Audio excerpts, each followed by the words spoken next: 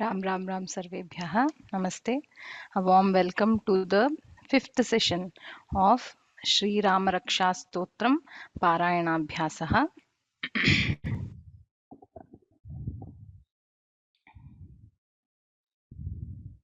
Let us begin our class with Prarthana.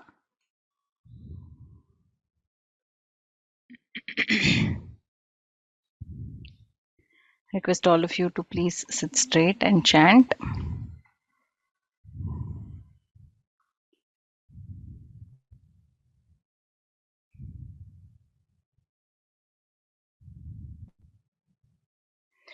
गुरुरेव गतिः गुरुमेव भजे गुरुणैव सहास्मि नमो गुरवे न गुरोः परमं शिशुरस्मि गुरोः मतिरस्ति गुरौ मम पाहि गुरो गुरुरेव गतिर्गुरुमेव भजे गुरुणैव सहास्मि नमो गुरवे न गुरोः परमं शिशुरस्मि गुरोर्मतिरस्ति गुरौ मम पाहि गुरो गुरुरेव गतिर्गुरुमेव भजे गुरुणैव सहास्मि नमो गुरवे न गुरोः परमं शिशुरस्मि गुरोर्मतिरस्ति गुरौ मम पाहि गुरो. Let us do the revision of the previously learned shlokas. So we will chant from shloka 1 to 10. I would request and encourage all the participants to kindly chant along with me loudly. Shrirama Raksha Stotram Asya Shrirama Raksha Stotramantrasya Buddha Kaushika Rishihi Shri Sita Ramachandro Devata Anushtup Chandaha Sita Shaktihi Shriman Hanuman Kilakam Shri Ramachandra Prityarthe Rama Raksha Stotra Jape Viniyogaha अथ ध्यानम् ध्यायेदाजानुबाहुं धृतशरधनुषं बद्धपद्मासनस्थं पीतं वासो वसानन्नवकमलदलस्पर्धिनेत्रं प्रसन्नम् वामाङ्कारूढसीतामुखकमलमिलल्लोचनन्नीरदाभम् नानालङ्कारदीप्तं दधतमुरुजटामण्डलं रामचन्द्रम् चरितं रघुनाथस्य शतकोटिप्रविस्तरम् एकैकमक्षरं पुंसां महापातकनाशनं ध्यात्वा नीलोत्पलश्यामं रामं राजीवलोचनं जानकीलक्ष्मणोपेतं जटामुकुटमण्डितं सासितूणधनुर्बाणपाणिन्नक्तञ्चरान्तकम् स्वलीलया जगत्त्रातुम् आविर्भूतमजं विभुं रामरक्षां पठेत् प्राज्ञः पापघ्नीं सर्वकामदां शिरो मे राघवः पातु भालं दशरथात्मजः कौसल्येयो दृशौ पातु विश्वामित्रप्रियश्रुती घ्राणं पातु मखत्राता मुखं सौमित्रिवत्सलः जिह्वां विद्यानिधिः पातु कण्ठं भरतवन्दितः स्कन्धौ दिव्यायुधः पातु भुजौ भग्नेशकार्मुकः करौ सीतापतिः पातु हृदयं जामदग्न्यजित् वक्षः पातु कबन्धारिः स्तनौ गीर्वाणवन्दितः पार्श्वौ कुलपतिः पातु कुक्षिमिक्ष्वाकुनन्दनः मध्यं पातु खरध्वंसी नाभिञ्जाम्बवदाश्रयः सुग्रीवेशः कटी पातु सक्थिनी हनुमत्प्रभुः ऊरू रघूत्तमः पातु रक्षः कुलविनाशकृत् जानुनी सेतुकृत् पातु जङ्घे दशमुखान्तकः पादौ विभीषणश्रीदः पातु रामोऽखिलं वपुः एतां रामबलोपेतां रक्षां यः सुकृती पठेत् सचिरायुः सुखी पुत्री विजयी विनयी भवेत् पातालभूतलव्योमचारिणश्छद्मचारिणः न द्रष्टुमपि शक्तास्ते रक्षितं रामनामभिः रामेति रामभद्रेति रामचन्द्रेति वा स्मरन् नरो न लिप्यते पापैः भुक्तिं मुक्तिं च विन्दति जगज्जैत्रैकमन्त्रेण रामनाम्नाभिरक्षितं यः कण्ठे धारयेत्तस्य करस्थाः सर्वसिद्धयः वज्रपञ्जरनामेदं यो रामकवचं स्मरेत् अव्याहताज्ञः सर्वत्र लभते जयमङ्गलम् आदिष्टवान् यथा स्वप्ने राम रक्षामि मां हरः तथा लिखितवान् प्रातः प्रबुद्धो बुधकौशिकः आरामः कल्पवृक्षाणां विरामः सकलापदाम् अभिरामस्त्रिलोकानां रामः श्रीमान् स नः प्रभुः धन्विनौ बद्धनिस्त्रिंशौ काकपक्षधरौ शुभौ वीरौ मां पथि गच्छेताम् वीरौ मां पथि रक्षेतां तावुभौ रामलक्ष्मणौ तरुणौ रूपसम्पन्नौ सुकुमारौ महाबलौ पुण्डरीकविशालाक्षौ चीरकृष्णाजिनाम्बरौ फलमूलाशिनौ दान्तौ तापसौ ब्रह्मचारिणौ पुत्रौ दशरथस्यैतौ भ्रातरौ रामलक्ष्मणौ. So till shloka number 20 we had learnt. There are a couple of things that I need to address in today's class. So the one repeated question which I keep getting is that, so what happens if I chant pada 1 and 2 together? So that is one question that I'm getting very much from most of the participants. So let us go back to the Prarthana Shloka. So here in the third pada, Naguro Paramam Shishurasmi Guroho. If you're chanting one full pada, please stop at Guroho. However, if you want to combine third and fourth pada and chant it together, then Nagurov Paramam Shishurasmi Guror Matirasti Gurau Mama Pahi Guru. That is how it happens. So the Parasavarna rule or any other Visarga rule applies if you combine and chant. So if there is a gap that is given, then you don't have to worry about anything. If you are not giving a pause, a break after the pada, then you have to join it and chant. So ideally what happens in any chanting course or in any in the life cycle of any learning of any stotra, initially when we learn a particular stotra, we learn it pada wise so that it is easy. And once we do the parayanam of it daily and you get better and better and better with it, then that habit of chanting padas together will come. So it is a natural gradation which happens. So that is quite natural, and you should also know how to chant it. So what we will do is, by the end of the course, we will also try to chant the whole stotram pankti wise, that is combining first and second pada and chanting, third and fourth pada and chanting. We will try to do that by the end of the course, so that once, even though the course gets over, once you are practicing later in a later point of time, you will know how to do that. We will do that.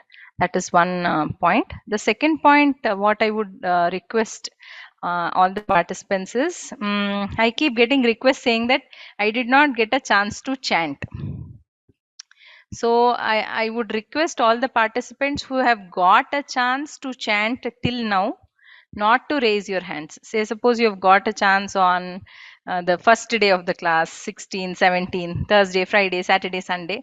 Kindly do not raise your hands, and let us make room for our other participants to get a chance to chant, so that they also feel motivated and appreciated that they were able to chant.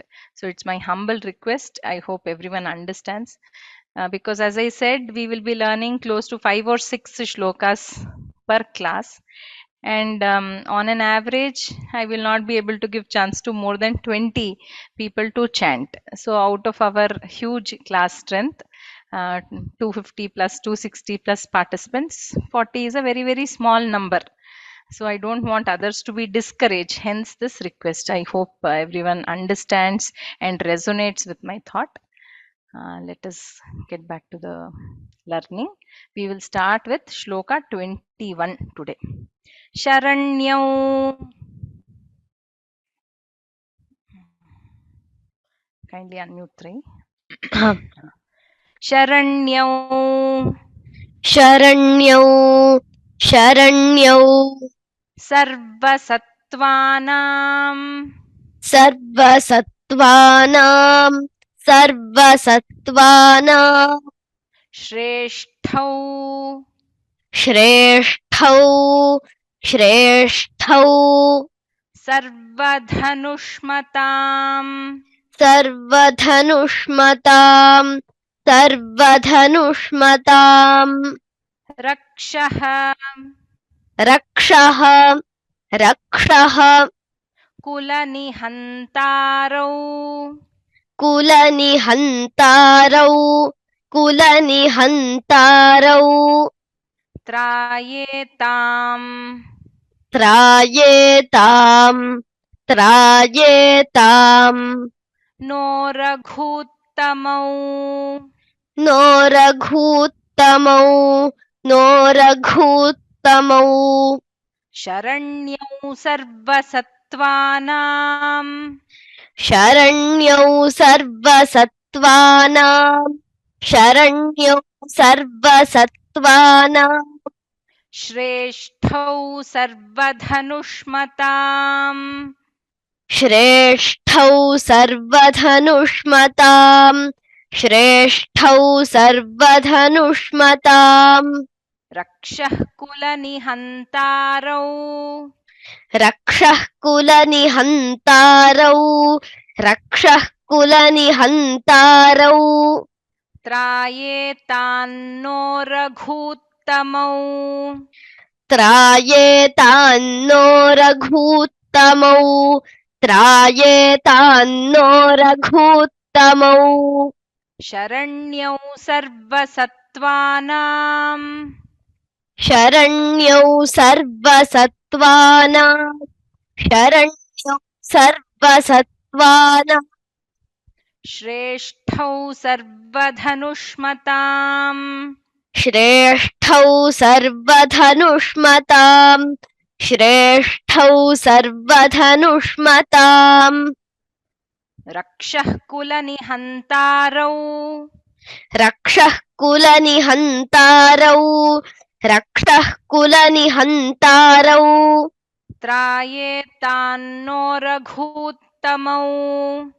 Trayetan no raghuttamau. Trayetan no raghuttamau. Sharanyau sarvasatvanam. Shreshthau sarvadhanushmatam. Sharanyau sarvasatvanam. Shreshthau sarvadhanushmatam. Sharanyau sarvasatvanam. Shreshthau sarvadhanushmatam. Rakshah kulanihantarau. Trayetan no raghuttamau. Rakshah kulanihantarau. Trayetan no raghuttamau. Rakshah kulanihantarau. Trayetan no raghuttamau. Sharanyau sarvasatvanam. Shreshthau sarvadhanushmatam. Rakshah kulanihantarau. Trayetan no raghuttamau. Sharanyau sarvasatvanam. Shreshthau sarvadhanushmatam. Rakshah kulanihantarau. Trayetan no raghuttamau. Sharanyau sarvasatvanam. Shreshthau sarvadhanushmatam. Rakshah कुलनिहन्तारौ त्रायेतान्नो रघुत्तमौ. Is my voice better now? Is the audio very feeble? No, It's fine. Okay. huh, It's fine. Okay. yes. Sowmya Ravi Bhagini. Yes, ma'am. Abhiram Vadatu. शरण्यौ सर्वसत्त्वानां श्रेष्ठौ सर्वधनुष्मतां रक्षः कुलनिहन्तारौ त्रायेतान्नो रघूत्तमौ. उत्तमं. विनय मिश्रा महोदय.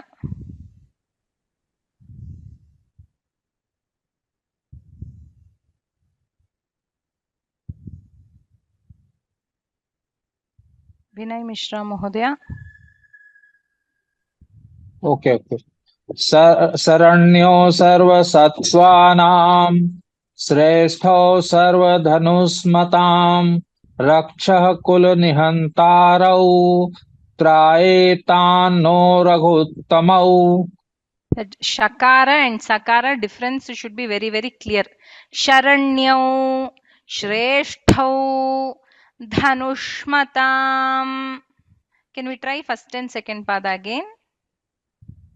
शरण्यौ सर्वसत्त्वानां श्रेष्ठौ सर्वधनुष्मतां Please. रक्षः कुलनिहन्तारौ त्रायेतान्नो रघुत्तमौ.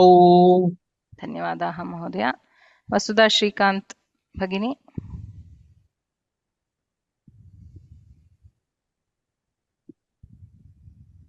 राम राम. राम राम राम. शरण्यौ सर्वसत्त्वानां श्रेष्ठौ सर्वधनुष्मतां रक्षः कुलनिहन्तारौ त्रायेतान्नो रघुत्तमौ. Dhanyawadaha. This is Shubha Bhagini from Vyoma Labs. She is one of our very popular bhajan teacher among kids. So that is the voice that you heard just now. Dhanyawadaha Bhagini. Srinivasa Rao Mahodaya. नमस्ते madam. Ram Ram Ram. Namaste. Ram Ram Ram. शरण्यौ सर्वसत्त्वानां श्रेष्ठौ सर्वधनुष्मतां रक्षः कुलनिहन्तारौ त्रायेतान्नो रघुत्तमौ. Uttamam. Very well chanted, sir. Dhanyawadaha. Next shloka. आत्तसज्जधनुषा विशुस्पृशौ आत्तसज्जधनुषा विशुस्पृशौ. आत्तसज्जधनुषा विशुस्पृशौ. Try your mic. I think you please keep it a little far away from your mouth. It is very loud today. Akshaya Shuganishanga Sanginau. अक्षया शुगनिषङ्गसङ्गिनौ. अक्षया शुगनिषङ्गसङ्गिनौ. रक्षणाय मम राम लक्ष्मणौ. रक्षणाय मम राम लक्ष्मणौ. रक्षणाय मम राम लक्ष्मणौ. अग्रतः अग्रतः अग्रतः पथि पथि पथि सदैव गच्छताम्. सदैव गच्छताम्. सदैव गच्छताम्. आत्तसज्जधनुषा विशुस्पृशौ. आत्तसज्जधनुषा विशुस्पृशौ. आत्तसज्जधनुषा विशुस्पृशौ. अक्षया शुगनिषङ्गसङ्गिनौ. अक्षया शुगनिषङ्गसङ्गिनौ. अक्षया शुगनिषङ्गसङ्गिनौ. रक्षणाय मम राम लक्ष्मणौ रक्षणाय मम राम लक्ष्मणौ रक्षणाय मम राम लक्ष्मणौ अग्रतः पथि सदैव गच्छताम् अग्रतः पथि सदैव गच्छताम् अग्रतः पथि सदैव गच्छताम् आत्तसज्जधनुषा विशुस्पृशौ अक्षयाशुगनिषङ्गसङ्गिनौ आत्तसज्जधनुषा विशुस्पृशौ अक्षया शुगनिषङ्गसङ्गिनौ आत्तसज्जधनुषा विशुस्पृशौ अक्षया शुगनिषङ्गसङ्गिनौ रक्षणाय मम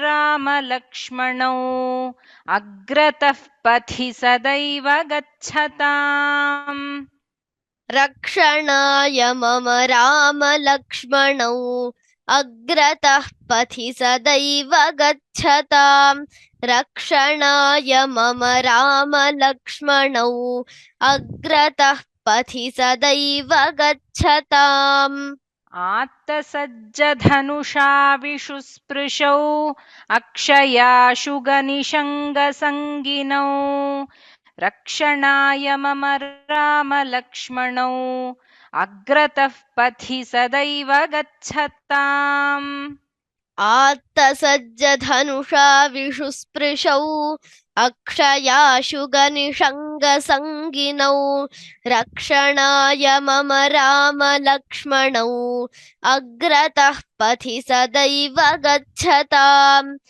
आत्तसज्जधनुषा विशुस्पृशौ अक्षया शुगनिषङ्गसङ्गिनौ रक्षणाय मम राम लक्ष्मणौ अग्रतः पथि सदैव गच्छताम्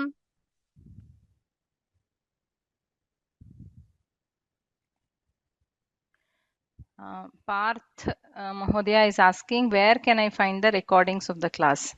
So kindly log into Sanskrit from home and go to My Learning. Under My Learning, you will see the courses for which you would have registered. Click on Raksha Stotram course. On the left hand side of the page, you will see the class recordings that will be uploaded. Kindly scroll down. Most people will just see it in the first view and say that I don't see the recording. Kindly scroll down because we have already completed 4 classes. So the recording will be in the latest recording will be below.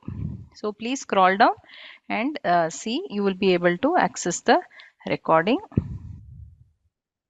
Adarsh and Ananya.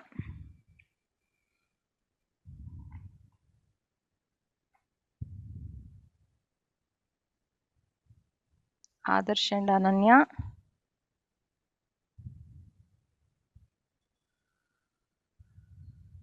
Kindly unmute.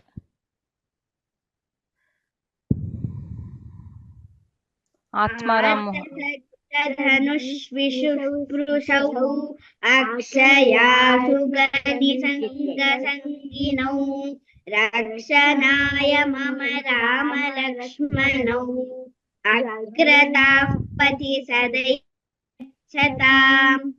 First pada, can you chant again? I could not hear properly. Dhanusha.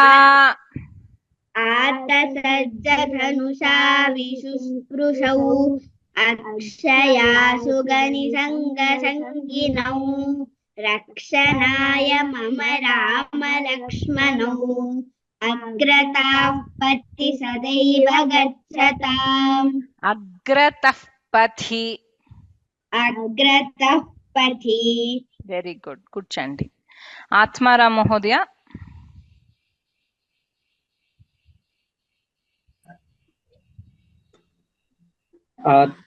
आत्तसज्जधनुषा विशुस्पृशो अक्षयासु गनिसङ्गसङ्गिनौ रक्षणाय मम राम लक्ष्मणौ अग्रतः पथि सदैव गच्छताम् Shakara, again a little bit of difference between sa and sha should be there. Dhanyavadaha. Thank you. Venkateshwaran Mahodaya.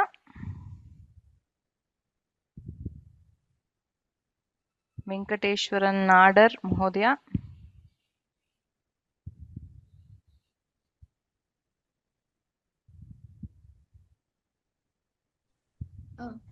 आततज्जधनुषा विशुस्पृशौ अक्षयाशुगनि शगतङ्गिनौ Nishangasanginau.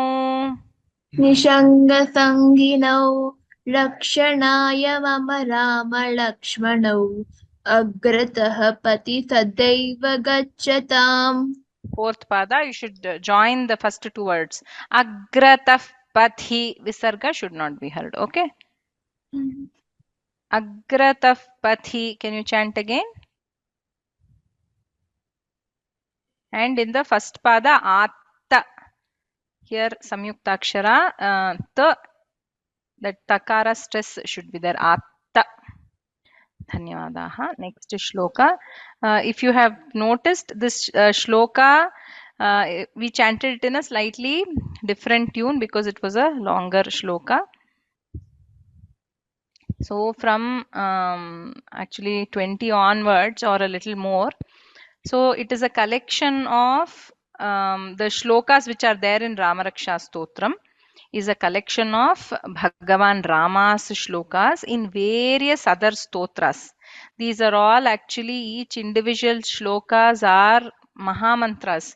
So that is why it is all combined together and put under Raksha Stotram so that we chant the first the initial shlokas where we seek for the protection of various body parts, and then we chant the great mahamantras of Bhagavan Rama, which is present in other popular stotras.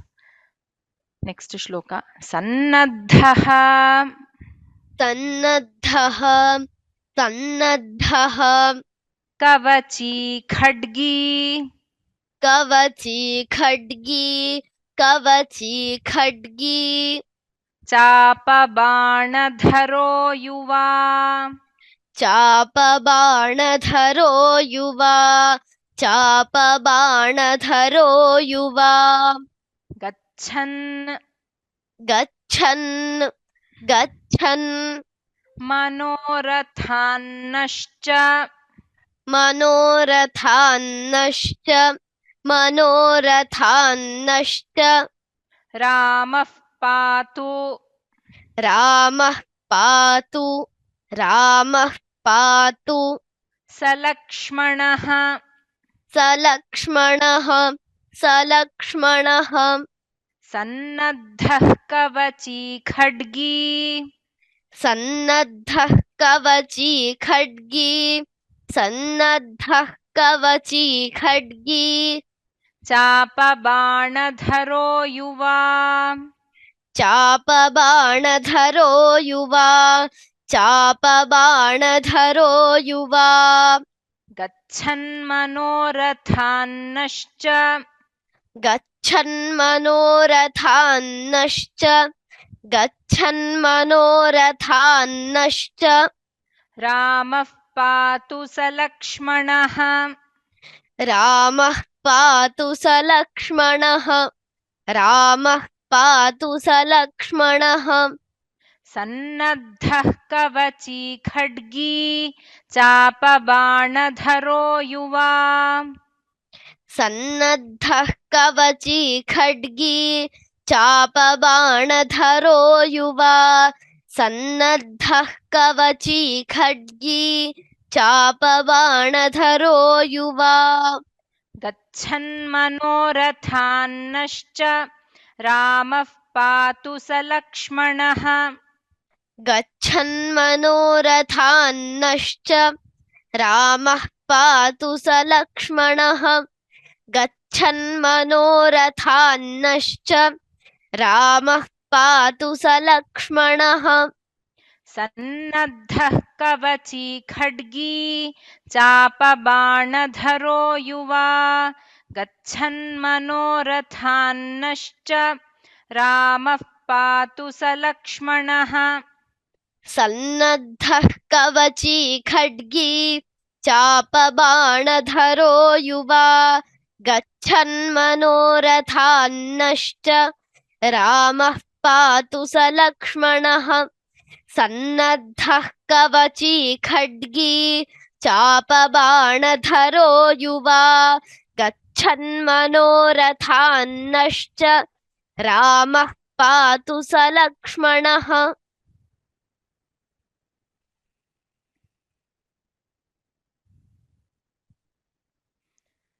There are two questions on the version of the shloka that we are chanting here. So, Kamini Bhagini is asking, the same shloka is chanted a little differently in Vishnu Sahasranamam. In Vishnu Sahasranama course in Vyoma itself. So kindly explain. So here in the bottom, as you can see in the red color, the various other variant has been written. So it is also chanted as Gachan Manorathanascha, Gachan Manorathosmakam, Gachan Mamagrato Nityam. So all versions are correct. It is not that only this is correct. So you can chant it in any of the forms. In different stotras, a different word may be used. So we have also tried to show the other words which are used. That is fine. However, when you're chanting Rama Raksha, you please stick to one word and continue practicing that word. Okay. Right.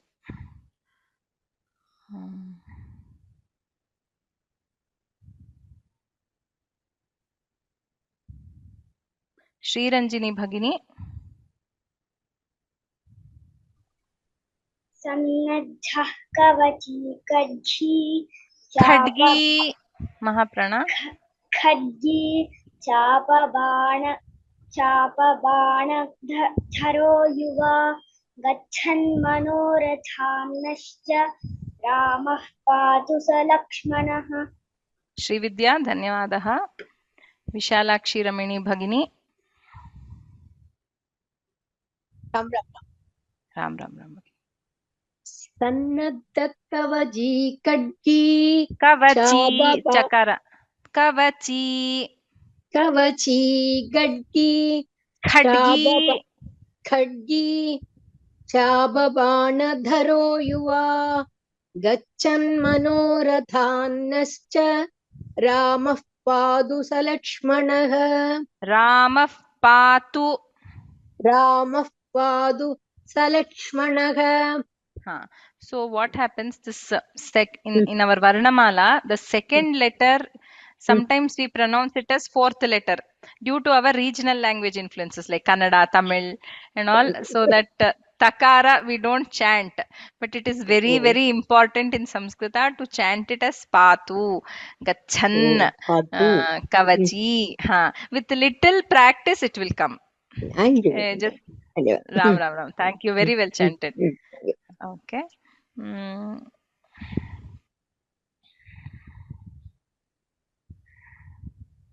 Pushpa BS. Pushpa Bhagini. सन्नद्धः कवची खड्गी चापबाणधरो युवा गच्छन्मनोरथान्नश्च रामः पातु स लक्ष्मणः. Dhanyawadaha. Very well chanted. Next shloka. Ramo dasharathiः शूरः.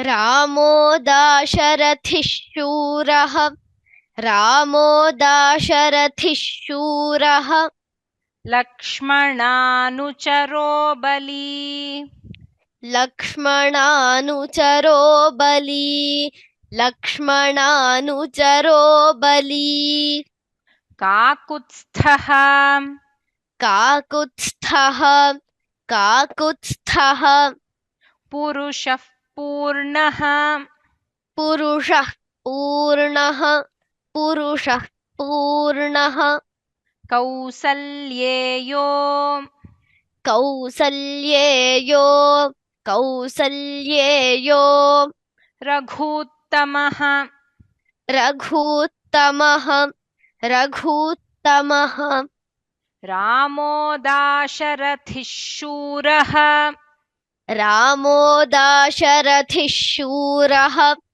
रामो दाशरथिः शूरः लक्ष्मणानुचरो बली लक्ष्मणानुचरो बली लक्ष्मणानुचरो बली काकुत्स्थः पुरुषः पूर्णः काकुत्स्थः पुरुषः पूर्णः काकुत्स्थः पुरुषः पूर्णः कौसल्येयो रघूत्तमः कौसल्येयो रघूत्तमः कौसल्येयो रघूत्तमः रामो दाशरथिः शूरः लक्ष्मणानुचरो बली रामो दाशरथिः शूरः लक्ष्मणानुचरो बली रामो दाशरथिः शूरः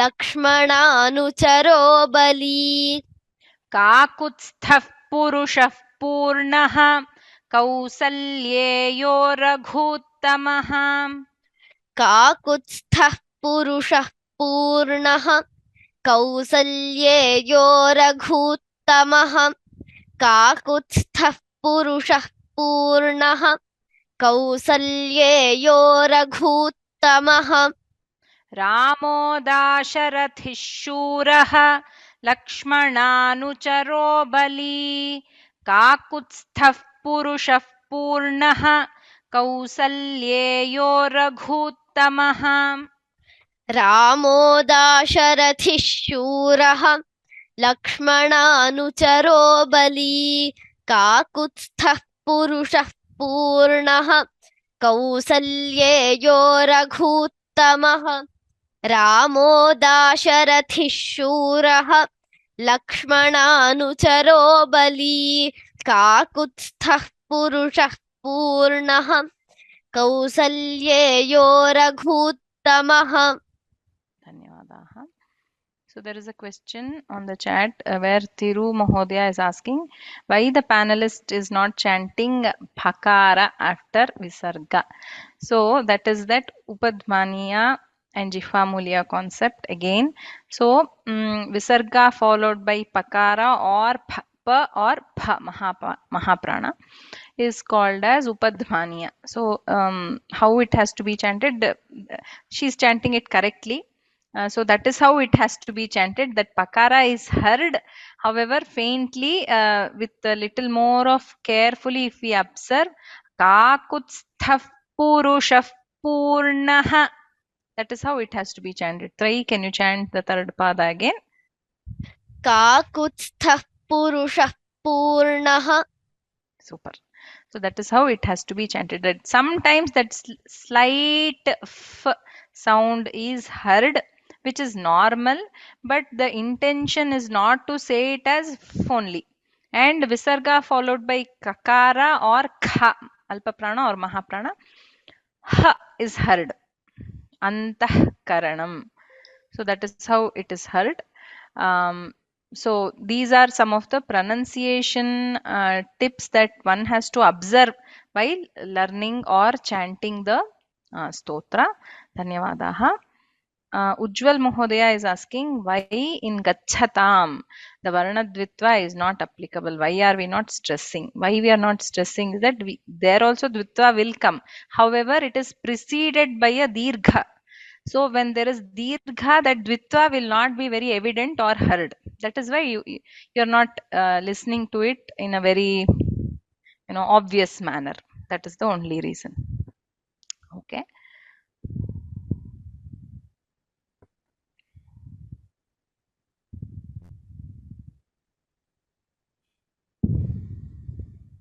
Karunya Bhagini.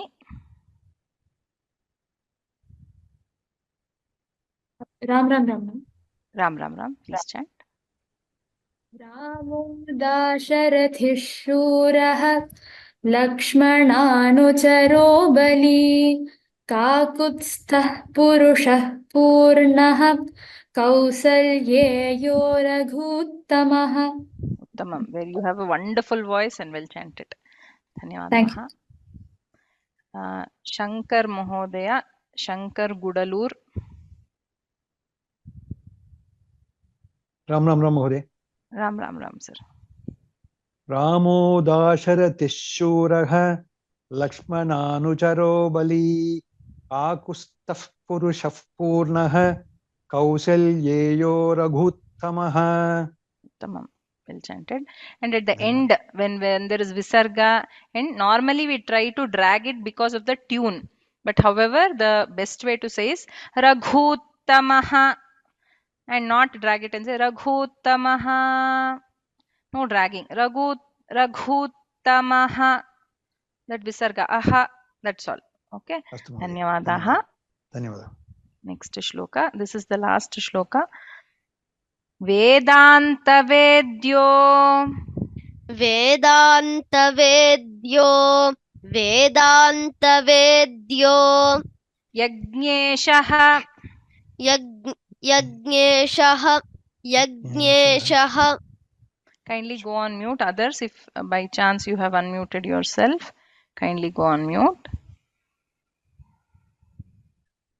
Purana Purushottamah पुराणपुरुषोत्तमः पुराणपुरुषोत्तमः.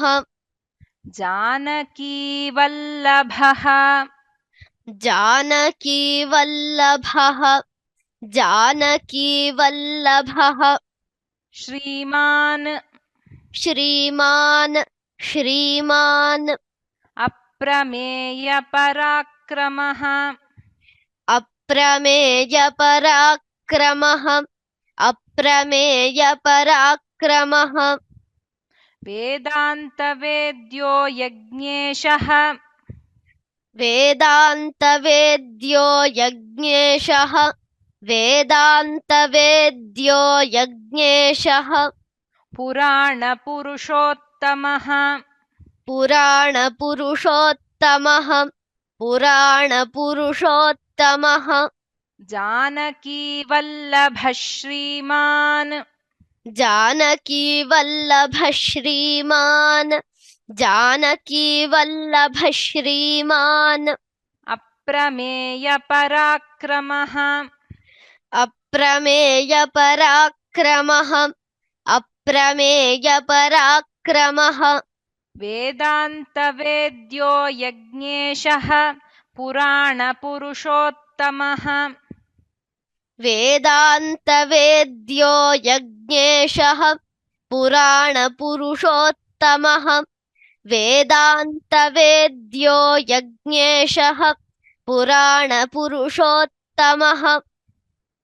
Janaki Vallabha Shriman Aprameya Parakramah जानकीवल्लभः श्रीमान् अप्रमेयपराक्रमः जानकीवल्लभः श्रीमान् अप्रमेयपराक्रमः.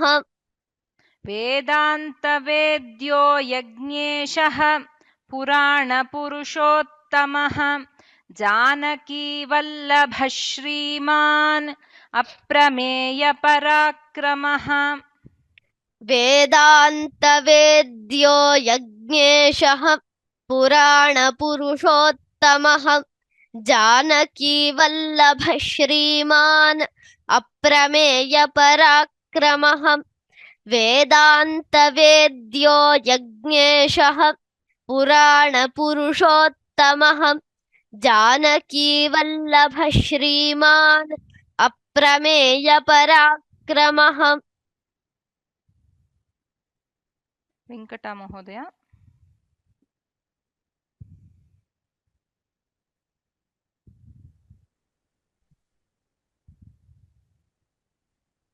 Hello.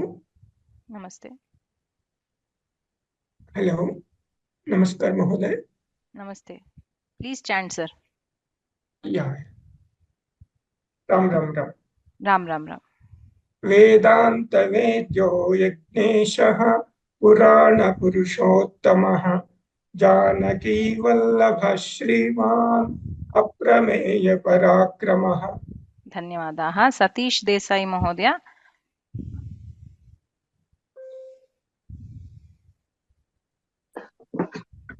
नमो नमः महादय। नमस्ते। राम राम राम। राम राम राम सर। वेदांत वेद्यो यज्ञेशः पुराण पुरुषोत्तमः जानकी वल्लभ श्रीमान् अप्रमेय पराक्रमः। And the end we have to stop it and not drag it.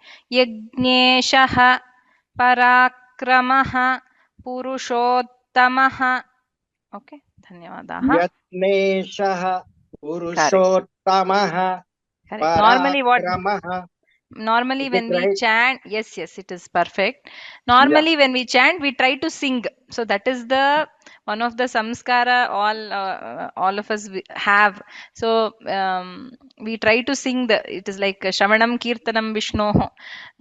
We try to do the Kirtana. So that is why it gets dragged. It is very natural. But however, with the pronunciation aspect in mind, we have to cut it.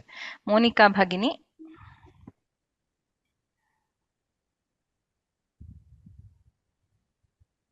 वेदान्तवेद्यो यज्ञेशः पुराणपुरुषोत्तमः Janaki वल्लभः श्रीमान् अप्रमेयपराक्रमः।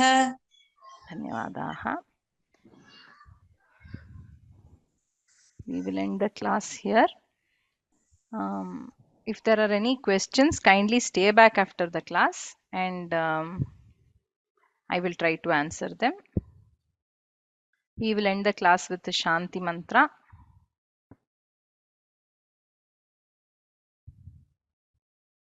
And also, I would like to talk about assessment. So before Shanti Mantra, let me just say that I've been getting a couple of queries, questions on the assessment. So what happens is once the course is completed in Vyoma, we give the learners about a month's time to prepare for the assessment. Since this is a very short course, I think 1 month is enough. We have only 40 shlokas. So assessment will happen in 2 ways. One, you can register for the Kanthapata, that is memorization of the entire Stotram, where the assessor will ask questions.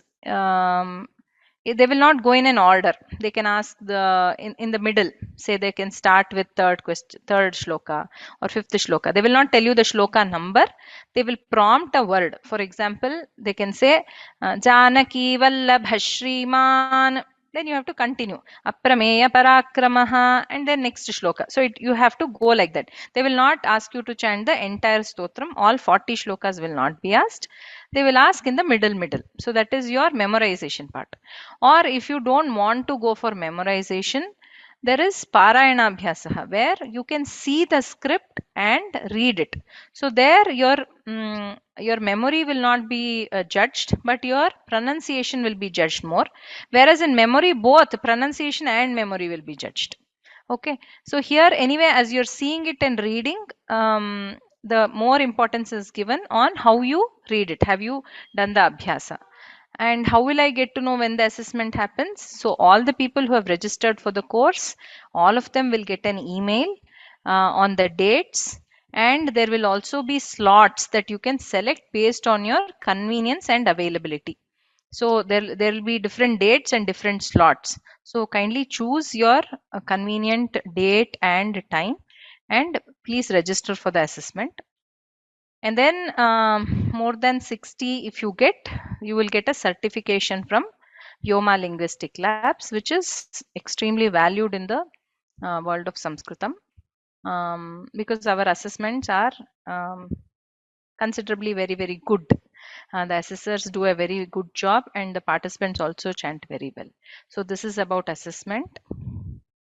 Let us end the class with the Shanti Mantra. Please chant along with me. Sarve bhavantu sukhinah, sarve santu niramayah, sarve bhadrani pashyantu, ma kaschid dukkha bhag bhavet, काले वर्षतु पर्जन्यः पृथिवी सस्यशालिनी देशोऽयं क्षोभरहितः ब्राह्मणाः सन्तु निर्भयाः स्वस्ति प्रजाभ्यः परिपालयन्तां न्याय्येन मार्गेण महिषाः गोब्राह्मणेभ्यः शुभमस्तु नित्यं लोकाः समस्ताः सुखिनो भवन्तु लोकाः समस्ताः सुखिनो भवन्तु लोकाः समस्ताः सुखिनो भवन्तु. धन्यवादाः. Ram Ram Ram. We shall meet again tomorrow at 4:30 and learn the next set of shlokas. Kindly keep practicing Srirama Raksha Stotram. Dhanyavadaha. Any questions, please stay back and I will lower everyone's hands now. If you have questions, you can click on raise hand button and I will unmute and we can talk.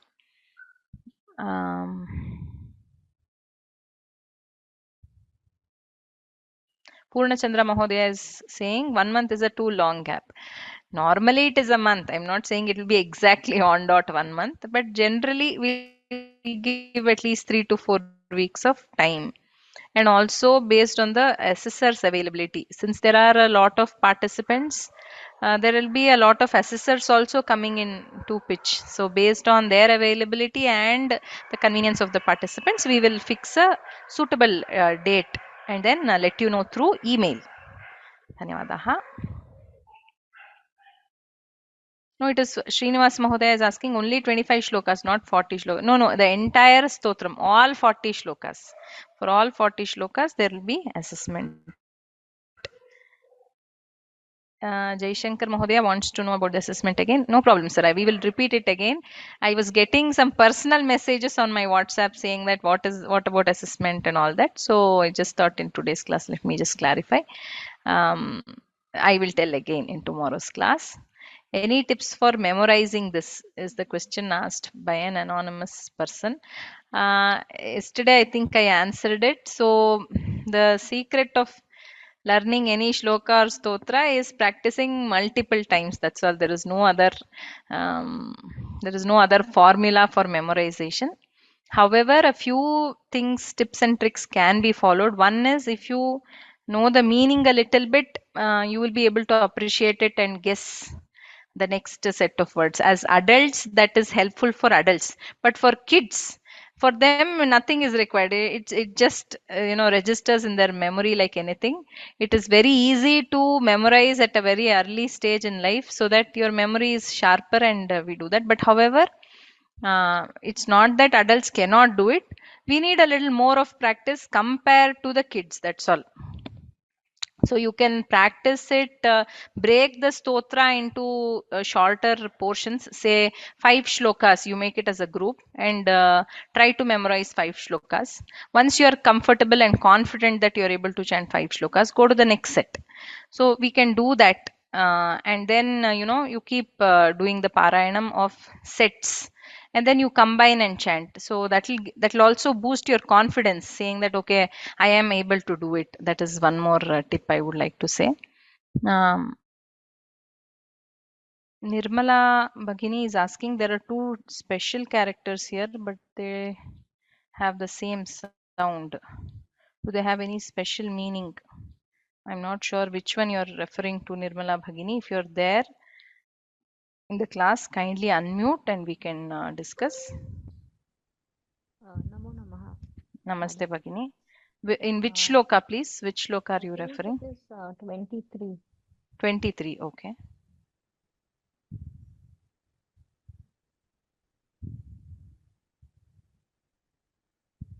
Okay. Here, okay. Sannaddaha, this one. You, like in English, the way we write U and W, right? Yeah, that okay, one. that's And what. So Visarga followed by Kakara. There are 2 different things. This is Jihva Mulya. Visarga followed by Kakara. This U symbol represents Jihva Mulya. However, this W and the reverse M represents Upadmanya. So one tip I would like to give is you keep 2 words in your mind. for this, how do I chant it? So antahkaranam, that hakara will be heard. Antahkaranam, antahkaranam. Like the way in English you write H, antahkaranam. That is one. For ka or kha. Okay. And this for this W or M, what ideally what should happen is there is an explosion of air through the mouth and closure of the lips immediately. Ramah patu, Ramah patu. The air comes out, but immediately there is closure of lips. So Ramah patu. This is this word also you can remember. Ramaha patu, Ramah patu, Ramah patu. So you can remember these two set of words to remember Jihvamulya and Upadhvaniya easily. Antahkaranam, Ramah patu. Hope it is clear. Ram Ram Ram. Any other questions? Okay. Anuradha Bhagini.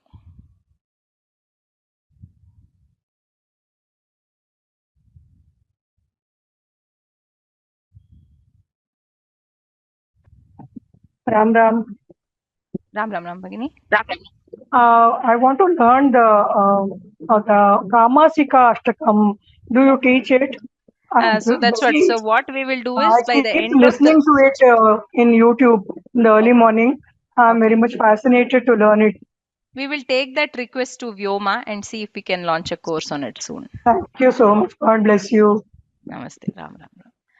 Rian and Havan. Ma'am, Yes, we Havan. had the How are you? question that in the 20 in the verse, yes, in this verse, what is that eighth thingy? Where is it? Which shloka? 23rd shloka. Yes. There This was last line. There was this eight somewhere. Where do you see that? Did you point it out? I will tell it. Yes. So, ma'am, in the script where we open it from the Vyoma site, there it is showing Gachan Manorathan, something like that. Okay. And then after that, there's a 8. After Thakara? After Shcha, Gachan Manorathanascha, and then there's a 8. Okay. So, Havan, what you are asking is here you can see this, right? Okay, let me just circle it for you. Here there is something, right? This is what you are asking. Yes. So, that is, see, some shlokas are chanted in two ways, more than one way. Okay. The word which is used in a particular shloka sometimes can be a different word which gives the same meaning. The idea is the same. Okay. But however, instead of one word, we use another word. So just to tell the learner that you can also use a different word, this is given. And that word is written here in the bottom of the, sorry, I kind of scratched it. But here, can you see? Right bottom corner. It is in red color. So you can either say Manorathanascha or Mamagrato Nityam or Manorathosmakam. All versions are correct only. Okay. Yes. So however, when you are learning, now you learn like this. You're a young boy, so you can, I think you don't have to know too many versions. You just stick to one version and learn it. Okay. Is that clear? Yes. Yes. And ma'am, there's another question which there's this thing which we didn't understand when you explained. That's okay. You just listen to the, now you're still small, you will not understand. Did you register for VSVP level 2? I think so. Okay. So there you will be learning more about Sanskritam, and you will understand it in much detail there. Now your objective is to just to learn how to chant it. You should observe how I am chanting and you should repeat it. Sannadha kavachi. Chant, Havan. Sannadha kavachi khadgi. Correct. Wait, hold on. Antahkaranam. Antahkaranam.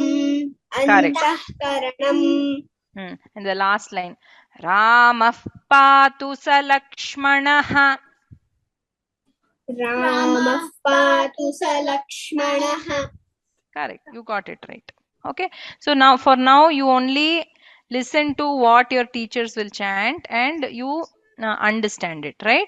And then later we'll come to why it is chanted like that, why all that questions will be answered. You hold on to your curiosity for now, but definitely it will be answered. As in when you learn more in Sanskritam. Okay. Ram Ram Ram. Namaskar. Kalyani Bhagini.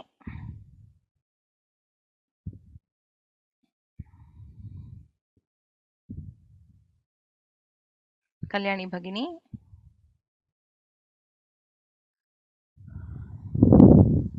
Hello, Namaste Bhagini. Namaste Bhagini. What is the meaning of Dvitva? Dvitva is a doubling of Dvitva means to double. So Dvitva can happen in word or in a letter. However, while chanting, there are a few grammar rules which get applied, and some letters or some aksharas are stressed. For example,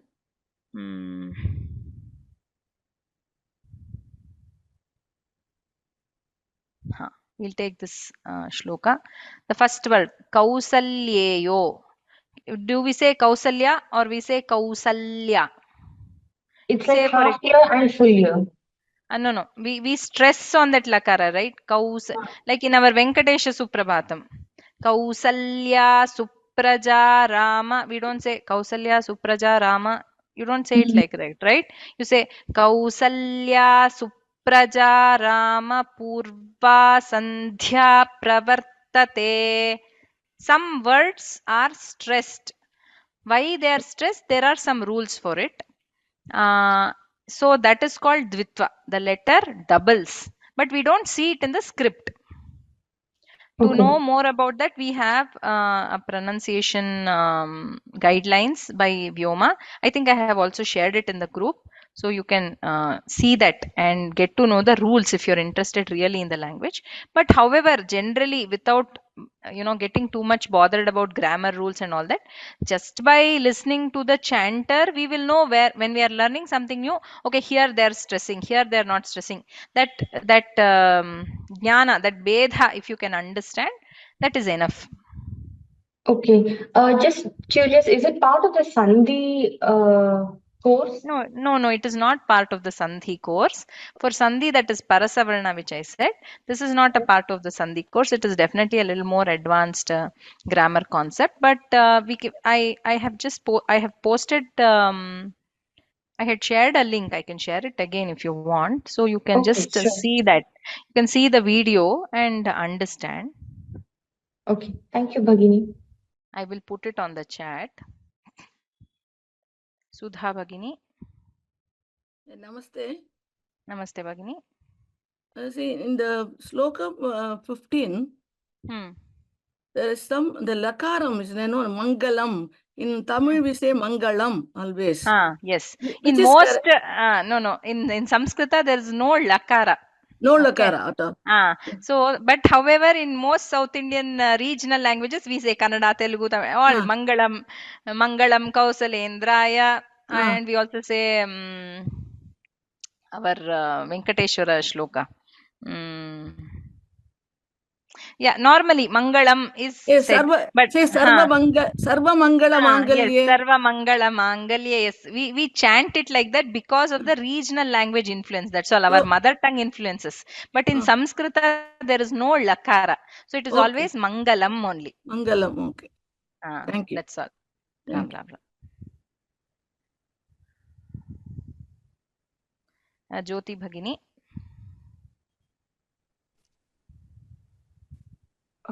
Ram Ram Bhagini. Yes, please tell me, Bhagini. Yeah, I have 3 questions. Just now, the link that you posted on the chat, can I request you to put it on the WhatsApp? I'm not able to read that to write it down. Sure, okay. I think my eyeglass is giving trouble. So yeah, I will post it, no problem. Yeah, and the second is, what is the name of the lady whom you said is teaching bhajan to the kids? Shubha. Shubha. Do you know her last name? No, may I know why, please? No, because I was interested in referring it to somebody. And does she teach bhajans to the adults also, or just it to No, the no, kids? it is it is for the kids that she takes. We Uh, have a wonderful program for kids, after school program called vyoma-samskrta-pathasala. She's one of my co-teachers there, so I kind of introduced her. Yeah, because if there is someone, if you can recommend to Vyoma to teach bhajans to the adults also, that would be No, wonderful. we have a lot of courses on Nama Sankirtanam in Vyoma, which have already happened, but you can register for it and access it. Oh, okay. So how do Yeah. I do? How Yeah, do you I go know? to Sanskrit from home and search as Nama Sankirtanam. Okay. Okay. Now this is for, it is only Sanskrit or all Kannada, all bhajans? No, it is mostly Sanskritam and regional Great. language also will be there, like one or two Tamil and your Marathi on Vithala. So, Okay. but majorly it will be Sanskritam. Oh, that's good. And Yeah. after the thing is over, after you finish 40 slokas, could I request you to recite the whole thing once so that Yeah, we you will do that. Anyway, by the last class, there will be a recording in two versions. One is I will split it in pada wise and chant the whole stotra, so that yeah, for later use it will be there. And then correct. one more version will be combining first and second line, that is padas together, and Yes. chanting it in one stretch, which you can refer anytime. Yeah, That is done. That is a standard in Vyoma. We will do it. yeah, because after the course is over, if when we are cooking or something, I would like to listen it in your voice, Oh, not yeah. you and the students, but only in your voice. Yeah, yeah. We normally do that for all chanting courses. We will do Yeah, it, Bhagin.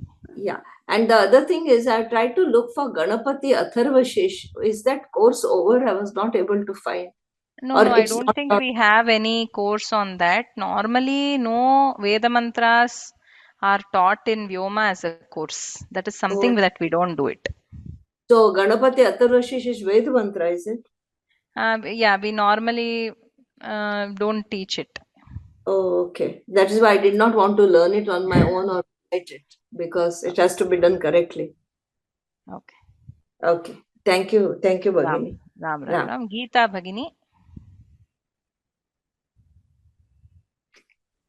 Ram Ram Ram. Namaste, Namaste. Bhagini. Namaste, Bhagini. Shall we get the Prarthana Shloka and the Shanti Mantra lyrics in the course page, Bhagini? Yes, yes. I Is will. that I will. possible? Yeah, yeah. It is definitely possible. We will add it. We will add it surely. Okay. ధన్యవాదాలు భగిని. Ram, Ram, Ram. Vijay Lakshmi Bhagini.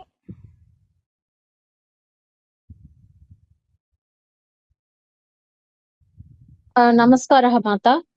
Namaste, Bhagini.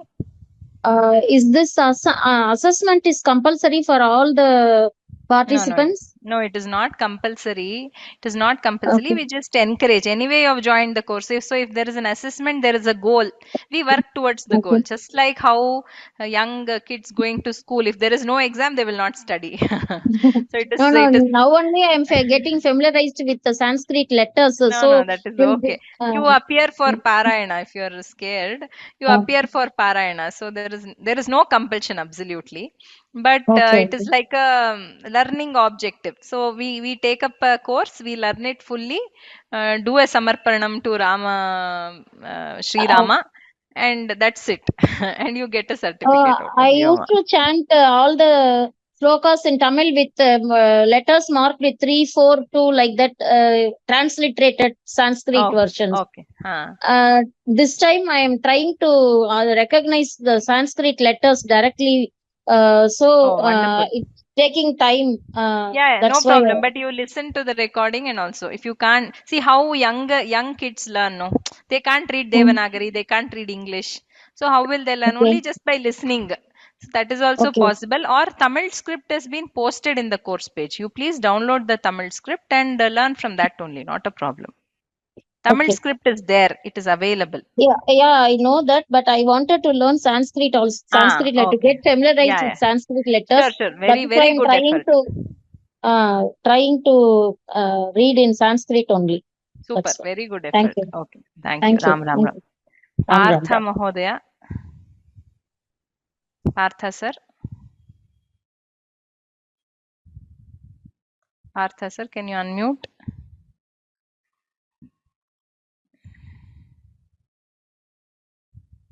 Okay, I don't see the.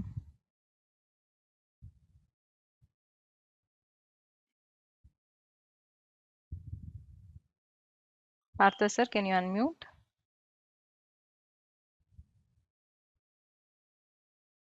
Okay. Any other questions?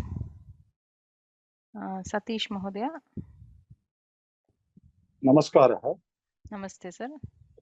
Guruji, I had asked about Sha, Sha, and Sa, whether these have to be chanted as Mahapranas. Yes, yes. Okay, huh.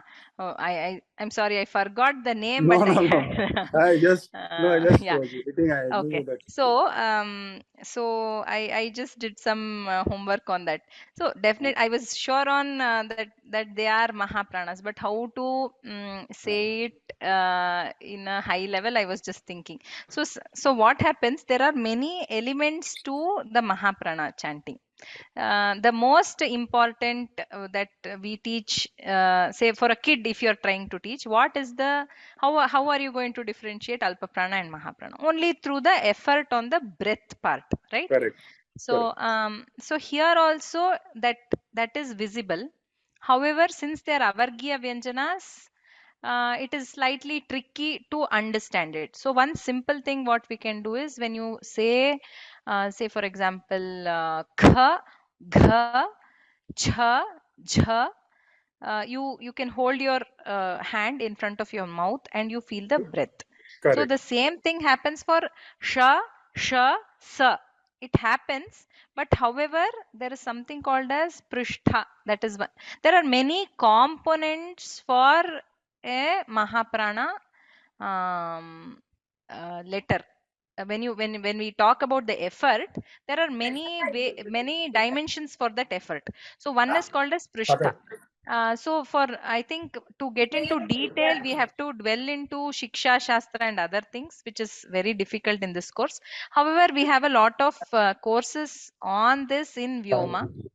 We can get into that is what I feel. But at a higher level, if you can think, you can just hold it and you can observe your breath, that you do the same thing. Say for example, in Chavarga, when you're chanting, the tongue touches the talu, that is the upper palate. Correct. When you say sha also, it touches, but it kind of rolls back. So that is why it doesn't, even though it is talavya, it doesn't it comes as an avargya vyanjana. So for each akshara there are different components. So I think we have to stop at one level and can't get into a deeper shiksha shastra Okay. discussion. Okay, Guruji. Okay, Guruji. Dhanyawada. Thank you. Dhanyawada.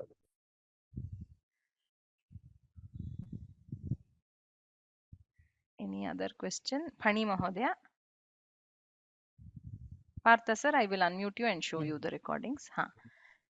Could you just explain one more time the two examples you gave for the Upatmaniya and then Sure, yeah. yeah. So here when we say in the third line, when we say Raghava patu, Raghavaha patu, when a visarga is followed by pa or pha, Mahaprana, Alpa Prana or Mahaprana, it is called as that grammar concept is called as Upadhmaniya. It is a way of chanting. It cannot be seen or read from any book. It has to be learnt from a teacher to a student. That is the only way of learning it. So what happens is when you're saying Raghava Patu, there is an expulsion of air from the mouth and there is a closure of lips, which happens immediately. So sometimes a faint f sound is heard. Raghava patu, Shiro me Raghava patu. Sometimes it might not be heard.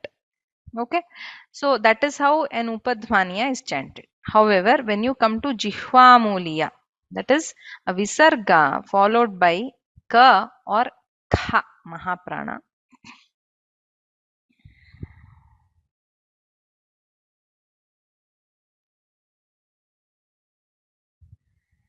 So the easy example which I normally take is antah karanam, antah karanam. So how it is chanted, that in English, if you can think of the letter H, so that is how it is chanted. Antah karanam. From kantha, that air expulsion comes. Antah karanam. You hold your hand on your chest. That hakara, you can feel it. Antah karanam. Can I request you to chant, please? Pani Mahodaya. You're on mute. Antah karanam. The last line. Raksha kula vinashakrit. Raksha kula vinashakrit. Yes. Raksha kula vinashakrit. When you chant it, you feel that air here. that sound. That is your jihva mulya. I hope I'm clear. Okay. Thank you. Thank you very Is it much. clear? Yes. Okay. Yes. Ram, ram, Thank ram. you. Any other questions? Yes, Partha sir, kindly unmute. Partha sir, kindly unmute so that I can show you where the recordings are. Ram, Yes, ram, ma'am. ram. Ha. Ram, Ram. Ha. What is the difficulty that you're facing?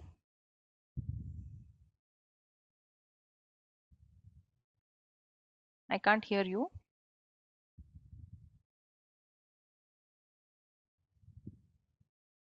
I can't hear you, Partha.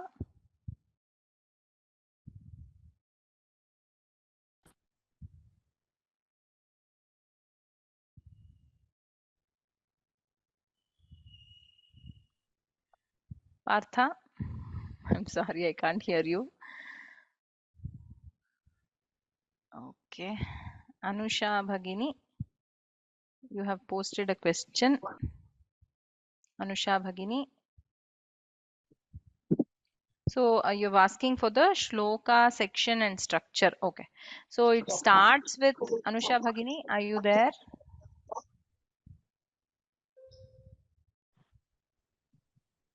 Anusha Hello. Bhagini. Ram, ram, ram. Namaste.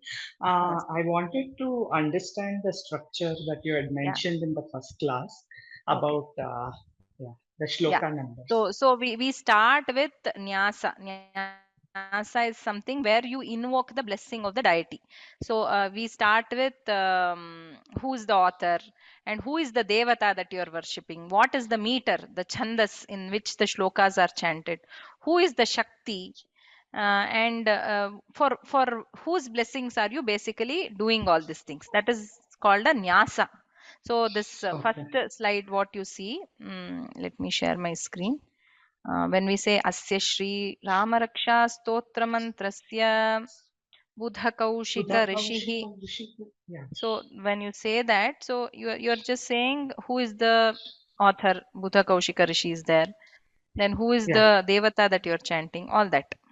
Then comes the dhyana shloka. So in any stotra there will be one dhyana shloka where you do worship of the deity that the stotra is dedicated to. In our case here it is Ramachandra. We are chanting about Sri Rama.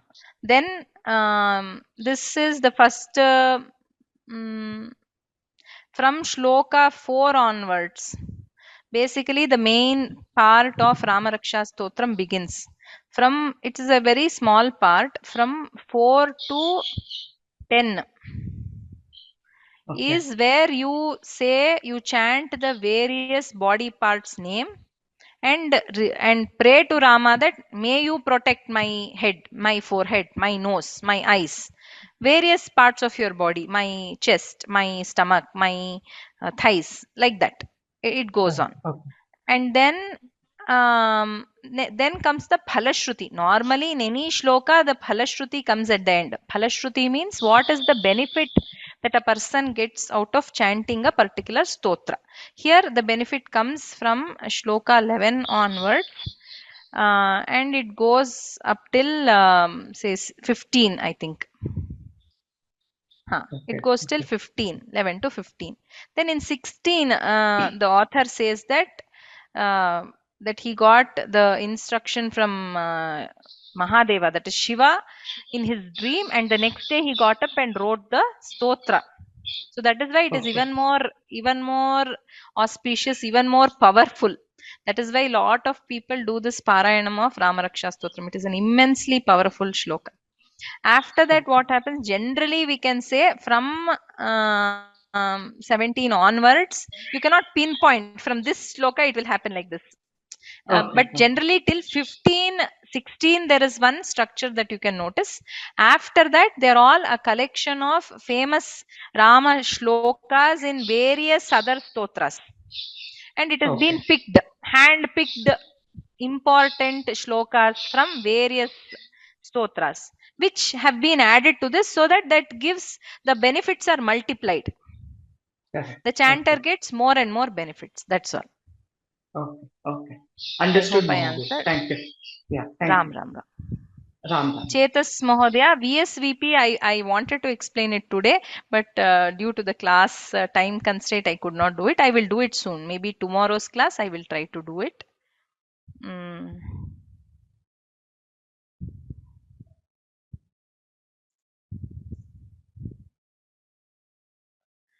Arun sir. Arun Gupta Mahodaya.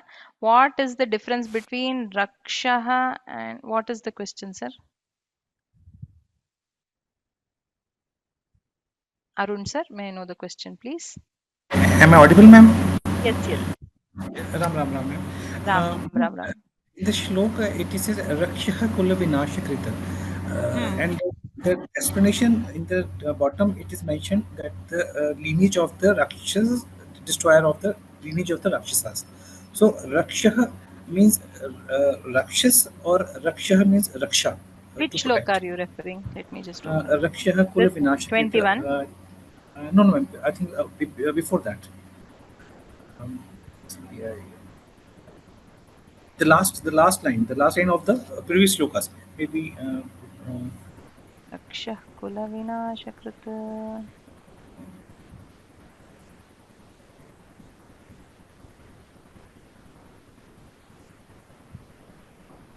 Where you were explaining regarding the Mahaprana followed by the Pa and Pa. When the Pa comes, it's Raksha. Sorry, I didn't remember that. Yes, this one. Sorry. Here, yes. Ninth shloka. Okay. Yes. So here we are saying Uru Raghuttamah Patu. May Rama protect my Uru, that is the Thigh bone, right. Thigh bone, yeah. And Rakshaha Kula Vinashakrita. So Raksha means Rakshas? No, Rakshaha, he is Kula Vinashakrita is the destroyer of lineage of demons. So he lineage means their Vamsha only. Right. So let such a Rama protect me. Kula Vinashakrita is I can relate to destroyer of the Kula Vansha. Raksha means I cannot relate any. No, I don't think Demons Raksha means. No, I don't think Raksha means Rakshasa. And also the high level meaning is given so that everyone understands it at a higher level. It is not like Padapadartha or Anvaya is given. So I think we can understand it in that way. Understood, ma'am. Thanks so much, ma'am. Dhanyavadaha. Vinay Mishra Mahodaya. Madam, I have learned from Gita Parivar also Ram Raksha Stro. 22nd slok is difference between Vyoma and Gita Parivar. 22nd. Okay.